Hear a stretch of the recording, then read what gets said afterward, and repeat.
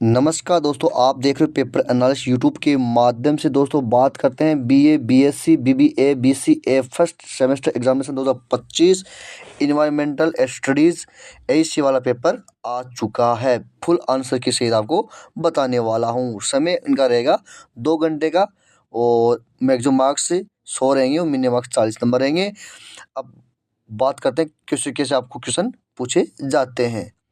तो आपका जो सेक्शन ए है वो 20 नंबर का रहेगा, सेक्शन बी है वो 40 का रहेगा और सेक्शन सी वो भी 40 नंबर का रहेगा।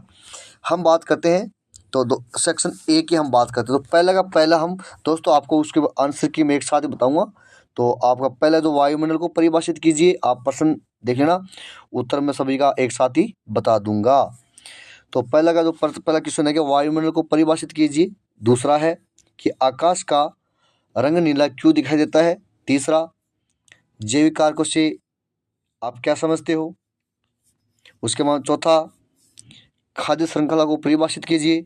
5 का, पारिस्थितिक तंत्र में ऊर्जा का स्थानांतरण 100% कुशल नहीं होता, क्यों। छठा, ऊर्जा के कोई 2 नवीकरण स्रोतों के नाम लिखना है। 7 का, नवीकरण से आप क्या समझते हैं। 8 का, स्थानिक प्रजातियों को परिभाषित कीजिए। नेक्स्ट 9 का, कोई 2 कारण लिखिए जो हमारी जैव विविधता के लिए खतरा है। और 10 का, भारत में कितने बायोजियोग्राफी जोन है। उसके हम अब भी आपको सामने उनके सभी के उत्तर बता रहा हूँ। ये रहा दोस्तों आपके उनके उत्तर। तो पहले का वायुमंडल की परिभाषा आपके सामने ये है कि वायुमंडल गैसों का एक मिश्रण है जो पृथ्वी को चारों ओर से घेरे हुए हैं। ये कई परतों में विभाजित होता है और पृथ्वी पर जीवन को बनाए रखने में महत्वपूर्ण भूमिका निभाता है। दूसरा क्या कहा, आकाश का जो रंग है वो नीला क्यों दिखाई देता है। तो सूर्य के प्रकाश में 7 रंग होते हैं। जब ये प्रकाश वायुमंडल में प्रवेश करता है तो वायुमंडल के कण छोटे हैं तरंग दैर्ध्य वाले नीले प्रकाश को अधिक बिखरते हैं, जिससे आकाश का नीला दिखाई देता है। तीसरा का है जैविक कारक क्या है। तो वे सभी जीवित घटक जो किसी पारिस्थितिक तंत्र को प्रभावित करते हैं जैविक कारक कहलाते हैं, जैसे कि मनुष्य, पौधे, जानवर, सूक्ष्म जीव आदि। 4 नंबर है खाद्य श्रृंखला की परिभाषा क्या है। तो खाद्य श्रृंखला की एक पारिस्थितिक प्रक्रिया है जिसमें एक जीव दूसरे जीव पर निर्भर करता है। ये ऊर्जा प्रवाह और पोषण चक्र को दर्शाती है। 5 का है पारिस्थितिक तंत्र में ऊर्जा का स्थानांतरण 100% कुशल क्यों नहीं होता।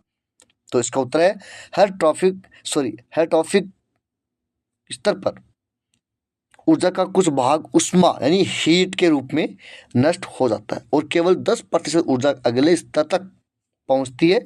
इसलिए ऊर्जा स्थानांतरण 100% कुशल नहीं होता है। उसके बाद नेक्स्ट 6 नंबर क्वेश्चन है, ऊर्जा के 2 नवीकरण स्रोत कौन से। तो पहला है ऊर्जा स्रोत है, दूसरा पवन स्रोत। नेक्स्ट आता है 7 नंबर क्वेश्चन, नवीकरण से आप क्या समझते हैं। तो इसका उत्तर यह है कि वनों की अंधाधुंध कटाई या नष्ट होने की प्रक्रिया को नवीकरण कहते हैं। ये जलवायु परिवर्तन, मृदा अपरदन और जैव विविधता की हानि का कारण बनता है। उसके बाद में नेक्स्ट आता है 8 नंबर क्वेश्चन कि स्थानिक प्रजातियों की परिभाषा क्या है। तो इसमें की परिभाषा ये है कि जो प्रजातियों केवल किसी विशेष क्षेत्र या देश में पाई जाती है और अन्य स्थानों पर नहीं मिलती है, उन्हें स्थानिक प्रजाति कहते हैं। नेक्स्ट आता है 9 नंबर क्वेश्चन कि जैव विविधता के लिए खतरे के 2 कारण लिखिए। तो ये अब कारण है वनों की कटाई दिन प्रतिदिन आपके सामने बढ़ रही है, प्रदूषण तो पॉल्यूशन वो भी बढ़ रहा है। तो ये जैव विविधता के लिए खतरे के 2 कारण है। नेक्स्ट आता है 10 नंबर क्वेश्चन कि भारत में बायोजियोग्राफी जोन की संख्या। तो भारत में 10 है। कितनी है? 10 है। उसके बाद में आपका आता है सेक्शन बी, जो आपके 10-10 नंबर के क्वेश्चन के रहेंगे।